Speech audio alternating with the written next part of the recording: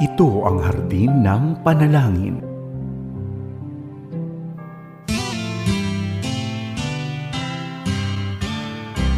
May harding mapananalanginan, doon si Jesus naghihintay.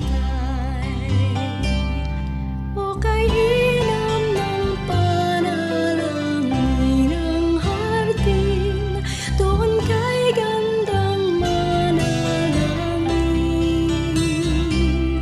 Tayong natulog sa luklukan ng Diyos sa hardin ng pananalangin. Happy Sunday sa'yo, kaagapay! Linggo na naman, maraming salamat sa ating Panginoon sa kaloob niyang pagpapala para sa ating lahat.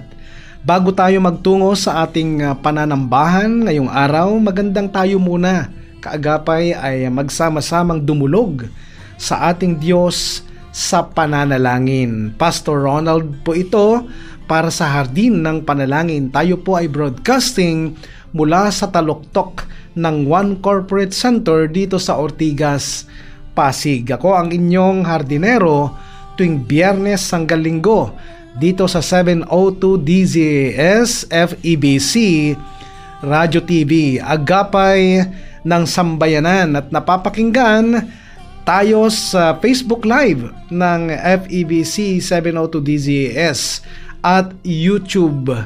Ganon din sa 702 DZAS app.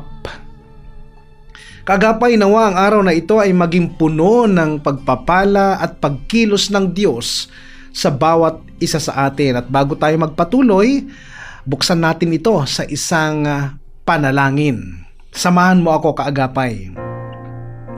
Panginoon, sa oras pong ito, patuloy ka namin pinararangalan at dinadakila sa aming mga buhay.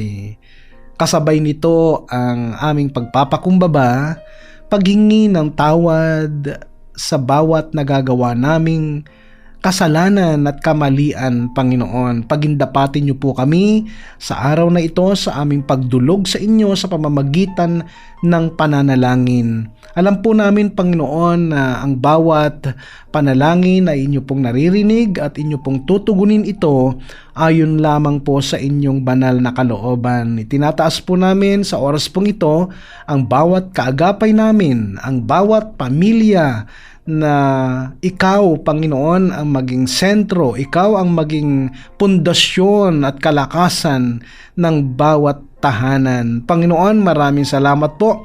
Tinataas ko rin, Panginoon, ang bawat kaagapay namin sa mga oras na ito, anuman ang kanilang pinagkakaabalahan, anuman ang kanilang sitwasyon, Panginoon, sa buhay, ay sasamahan niyo po ang bawat isa. Hindi niyo po iiwan ang inyong mga anak dahil kayo ay mabuti at mapagpalang Ama diyan po sa langit na bayan. Maraming salamat po at alam namin na kayo po ay nagpaparanas sa amin ng maraming magagandang bagay habang nandito po kami sa mundo. Iniingatan nyo kami, sinasamahan nyo po kami, Panginoon. Maraming salamat. Ito po ang aming dalangin sa pangalan ni Jesus. Amen.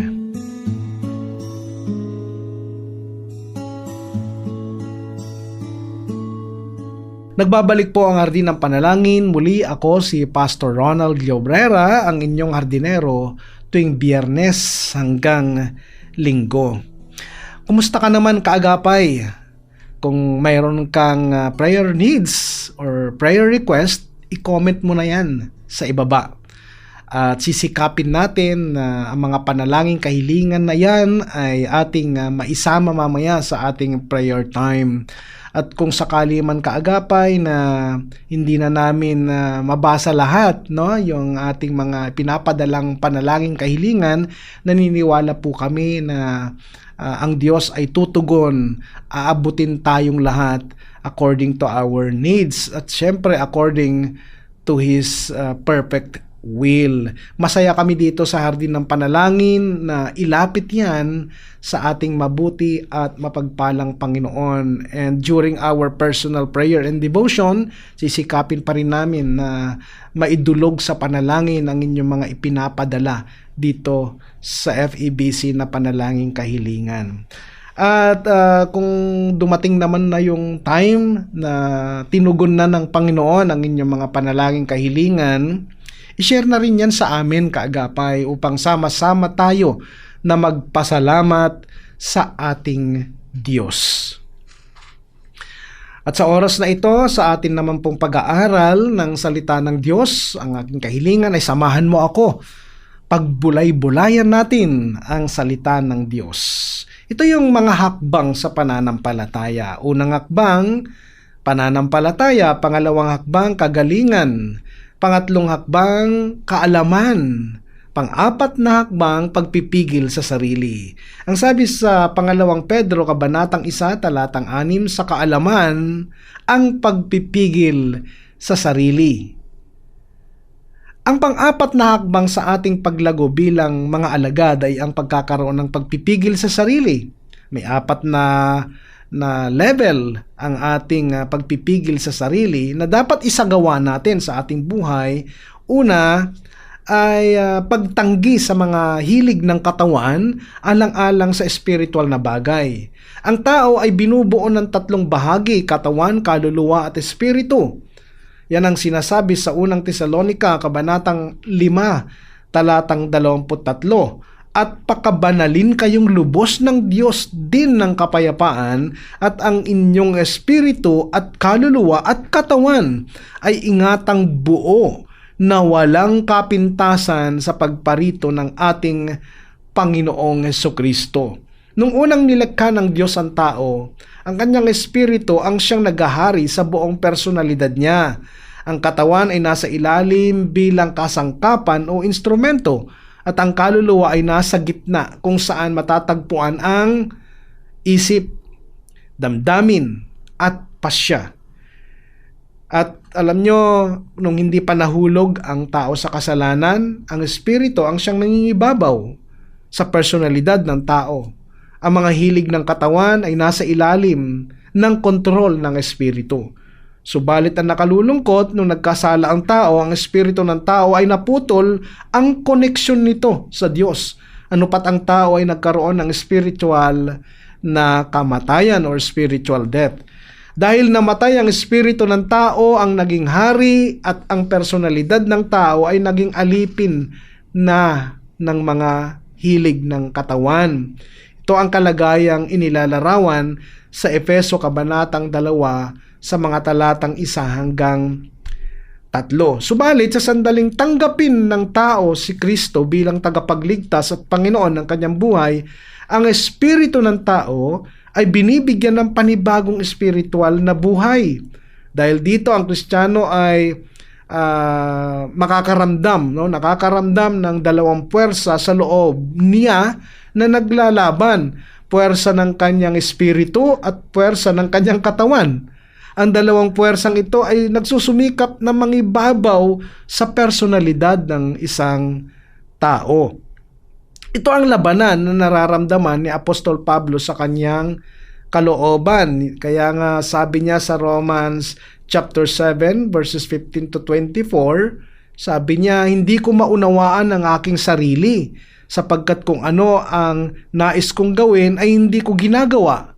At kung ang kinamumuhian kong gawin ay siya ko namang ginagawa, no? Kung titignan po natin, kaagapay, na yung kalagayan ni Apostol Pablo ay medyo mahirap sa sitwasyong ito. Sa kanyang isip, sa kanyang espiritu, alam niya kung ano ang mabuti at kung ano ang masama. At sa kanyang espiritu ay gusto niyang gawin ang mabuti. Pero tuwing sinisikap niyang gumawa ng mabuti, sobrang malakas ang puwersa ng kasalanan na umaalipin sa kanyang katawan. Ano pat ang masamang hilig ng katawan, ang kanyang nagagawa. Sa halip na gawin niya ang mabuti na iniuutos ng Espiritu na gawin niya. Kaya nga, ang sabi sa Roma, Kabanatang 7, talatang 24, sabi niya, napakalungkot kong tao. Sino ang sasagip sa akin mula sa katawang ito na nagdudulot ng kamatayan? Yan ang sabi ni Apostol Pablo. At sa talatang 25 ng Roma, kabanatang 7, ay natuklasan niya ang sekreto ng tagumpay. Sabi niya, salamat sa Diyos sa pamamagitan ni Jesucristo na ating Panginoon. Kaya nga sa aking isip, ako ay alipin sa kautusan ng Diyos. Ngunit sa aking laman, ako'y alipin sa kautusan ng kasalanan. Siya ay magkakaroon ng tagumpay sa tulong ng Panginoong Hesukristo laban sa puwersa ng kasalanan na kumakasangkapan sa kanyang katawan. At dito pumapasok ang ika-4 na hakbang, pagpipigil sa sarili or self-control. Upang mapagtagumpayan natin kaagapay ang mga masasamang hilig ng katawan, ay dapat gumamit tayo ng self-control o pagpipigil sa sarili. Ang ibig sabihin, sa tulong ng Espiritu Santo, ay sasabihin natin sa mga masasamang hilig ng katawan, hindi, ayaw kong ikaw ang maghari sa buhay ko. At sasabihin din natin sa Panginoong Hesus, opo Panginoon, ikaw ang maghahari sa buhay ko. At susundin ko po ang mga utos mo at pagsusumikapan ko pong mata mo ang mga espiritual na bagay at hindi ang mga material na bagay na pangkatawan lamang. Self-control is saying no to the evil desires of the body and saying yes to the holy desires of the Spirit. Ang pagpipigil sa sarili ay pagsasabi ng hindi sa mga masamang hilig ng katawan at pagsasabi ng oo sa mga banal na hangarin ng Espiritu. Ang sabi sa Kolosas kabanatang 3 sa mga talatang 1 hanggang 10, kaya't yamang kayo'y muling binuhay na kasama ni Kristo. Pakanaisin ninyo ang mga bagay na nasa itaas, na kinaroroonan ni Kristo, na nakaupo sa kanan ng Diyos. Pag-ukulan ninyo ng pansin ang mga bagay na makalangit at hindi ang mga bagay na makalupa. Sapagkat kayo'y namatay na at ang buhay ninyo kay Kristo ay itinatago ng Diyos. Kapag si Kristo na inyong buhay ay nahayag na, kayo ay mahayag ding kasama niya sa kaluwalhatian. Kaya't patayin ninyo ang mga sangkap ng inyong katawan na nasa lupa.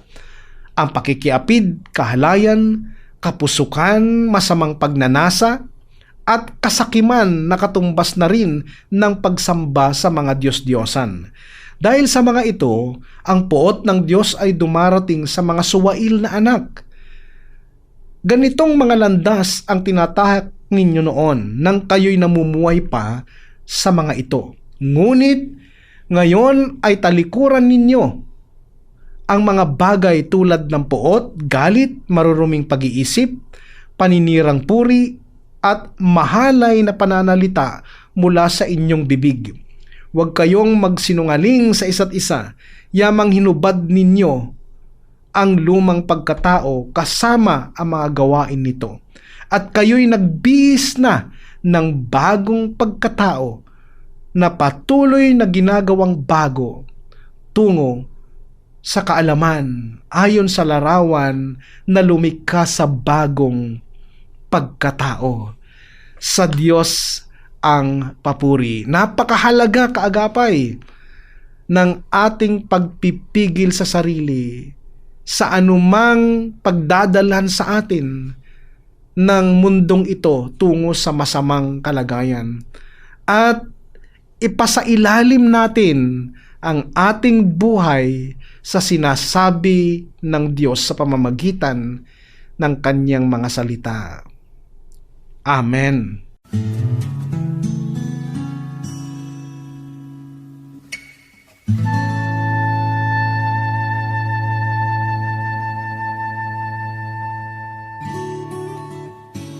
Sa diwa ng pagkakaisa, ating idalangin sa Diyos ang ating sambahan.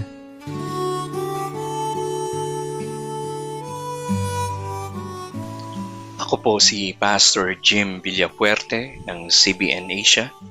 Tayo po'y manalangin.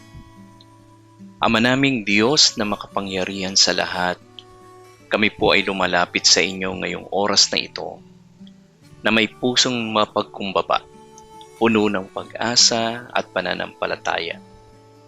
Kami po ay nagpapasalamat sa inyo, Panginoon, sapagkat hindi niyo pinabayaan ang aming mga simbahan. Sa kabila ng mga pagsubok, krisis at pagbabago ng panahon, ang iyong simbahan ay nananatiling matatag dahil sa iyong katapatan. Salamat po sa bawat lokal na simbahan, malalaki man o maliit, nasa lungsod o liblib na lugar ay patuloy ninyong ginagamit upang ipahayag ang iyong salita. Salamat po sa mga pastor, sa mga manggagawa, mga guro ng Sunday School, mga worship leaders, mga elders, mga deacons at bawat miyembro ng buong pusong naglilingkod para sa iyong kalalatian. Tunay nga, Panginoon, ang iglesia ay katawan ni Kristo, iba-iba ang tungkulin, ngunit iisa ang layunin na ika'y maparangalan. Panginoon, gamitin ninyo po ang simbahan upang maabot ang mga nawawala. Bigyan niyo po kami ng malasakit sa mga kaluluwa, sa mga kabataan, sa mga pamilya at sa mga nawawala ng pag-asa. Bigyan niyo po ng lakas ang loob ang bawat isa na maging saksi sa iyong pangalan, hindi lamang sa pulpito, kundi sa bawat araw ng aming buhay. Maging ito ay sa eskwela, sa trabaho, sa loob ng bahay o sa komunidad. Naway maging buhay na patotoo ang bawat miyembro ng simbahan ng iyong kabutihan, kalaltian at ng iyong biyaya.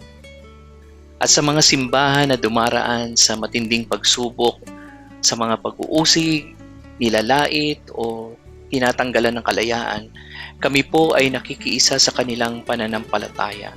Patatagin niyo po sila, Panginoon. Ipaalala ninyo sa kanila na hindi sila nag-iisa. Ang kapangyarihan niyo po ay sapat at ang inyong biyaya ay sapat para sa kanila.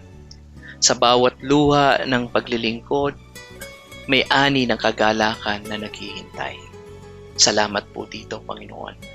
At sa lahat, Panginoon, naway hindi po kami makalimot na Ikaw ang Panginoon ng aming mga simbahan. Hindi po ito tungkol sa pangalan ng aming simbahan, laki ng gusali o dami ng miyembro. Ito po ay tungkol sa inyo, sa iyong presensya, sa iyong kalalatian, at ang layunin niyo po para sa mundo. Kaya dalangin namin, Panginoon, na Ikaw ang patuloy na mamuno sa aming mga simbahan. Ikaw lamang, O Diyos, ang aming pag-asa. Gamitin mo ang aming simbahan upang itayo ang iyong kaharian dito sa lupa gaya ng sa langit. Sa lahat ng aming ginagawa, Ikaw po ang malalati. Ito po ang aming dalangin sa matamis na pangalan ni Jesus. Amen at Amen. At sa sandaling ito naman, kaagapay, ay darako tayo sa pagdulog sa Diyos sa mga panalangin kahilingan ng bawat kaagapay natin. Samahan mo ako, kaagapay, tayo ay dumulog sa Diyos sa pamamagitan ng pananalangin. Aming Ama, sa oras pong ito muli kami ay lumalapit sa inyo, nagpapasailalim sa inyong biyaya at kapangyarihan. At kami ay dudulog, Panginoon, sa pamamagitan ng aming pananalangin at ilalapit sa inyong muli ang panalangin kahilingan ng aming mga kaagapay. Sa oras na ito, Panginoon, inilalapit po namin sa inyo ang aming kapatid na si Teresita Cabalar. Lord, ang kanyang panalangin ay para sa kanyang pamilya, kaligtasan, Panginoon, ng kanyang pamilya. Ganon din, Panginoon, si Christy Mendoza. Lord, ang kanyang panalangin ay naway maayos na iyong problema sa pag-aayos nila ng titulo ng lupa, Panginoon. At alam namin, Panginoon, na kayo ang gagabay sa kanila habang ginagawa nila ito. At nilalapit din namin, Panginoon, sa inyo ang aming kapatid na si Donalyn Chan, Lord. ang kanya pong kahilingan, Panginoon, ay para sa kanyang pamilya, healing, Lord, sa anumang karamdaman na nararanasan ng kanyang pamilya. Lord, inilalapit din namin sa panalangin ng aming kapatid na si Arceli Capili, Lord, kagalingan po at kalakasan ng kanyang kahilingan para sa kanyang kapatid na si June Gonzales, Panginoon. Kayo po, O Diyos, ang aabot sa aming kapatid na ito. Amin din inilalapit sa oras na ito, Panginoon, si Adet Pareha, Lord. Ang kanyang panalangin kahilingan ay para kay Sister Marlene Rodriguez at ang kanyang asawa, Panginoon. Lord, ang asawa ni Sister Marlene Rodriguez ay patuloy po na pinagpipray namin sa inyo na maging maayos ang kanyang buhay at the same time, Panginoon, ang relasyon nilang mag-asawa, Panginoon. Lord, walang imposible sa inyo. Inilalapit din namin, Panginoon, sa panalangin ng aming kapatid na si Carozane Mendoza. Ang kanyang panalangin ay pag-iingat sa kanyang anak na si Josiah at kalakasan ng pananampalataya. Ganun din po kay Jaira, Lord, kagalingan ng karamdaman ng kanyang mga mahal sa buhay. Lord, patuloy ko rin nilalapit sa inyo sa panalangin si Janet Fernandez, Lord. Ang kanyang kahilingan ay maipasa sa board exam o makapasa sa board exam ang kanyang anak na si May. Lord, pagkalooban niyo po ng karunungan, wisdom na galing sa inyo at makapag-focus siya sa mga ginagawa niya sa kanyang pag-aaral at good health ang kanyang panalangin para sa kanyang buong pamilya. Nilalapit din namin, Panginoon, si Lilibet Limen, Lord. Ang kanyang panalangin, Lord, ay patuloy po na samahan siya sa pagre-review na ang kanyang paghahanda, Lord, sa kanyang board exam or civil board exam. Lord, maraming salamat dahil kayo, O Diyos, ang magbibigay ng karunungan, kalakasan pisikal at ikokondisyon ninyo ang kanyang isip, Lord, para makapag-focus sa kanyang examination. Patuloy ko rin nilalapit sa inyo, Panginoon, sa oras na ito si Ruby Montemayor Nocum.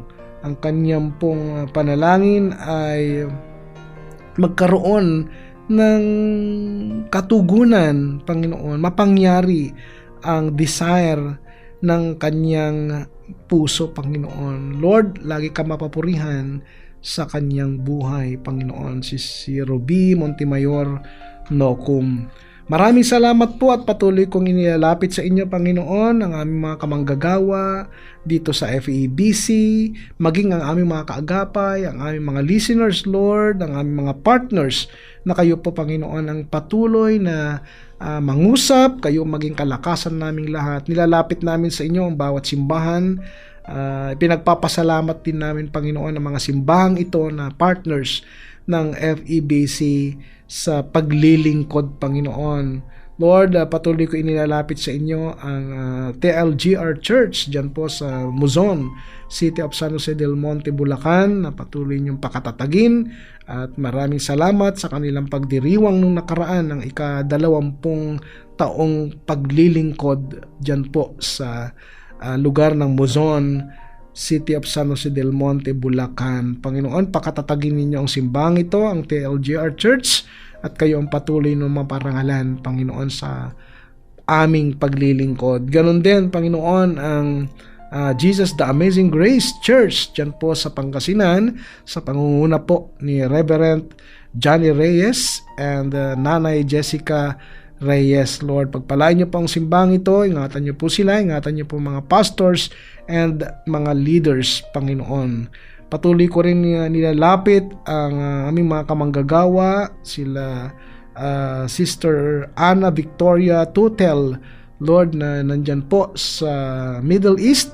Ingatan niyo po ang buong Tutel family at kayo po ang maging sentro at kalakasan nila sa kanilang paglilingkod sa inyo, Panginoon. Lord, maraming salamat po sa araw na ito at patuloy din naming inaalala yung aming mga kamanggagawa sa ibang bansa, yung mga nagmimisyon, yung mga nagtatrabahong pastor sa ibang bansa.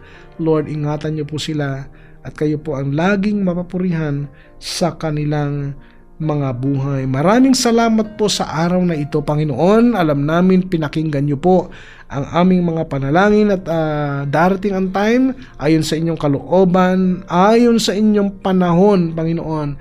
Ang pagtugon ninyo ay aming matatanggap.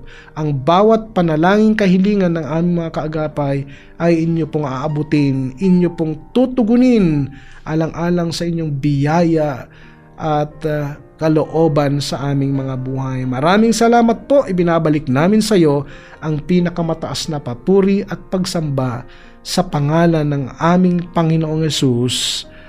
Amen. Amen.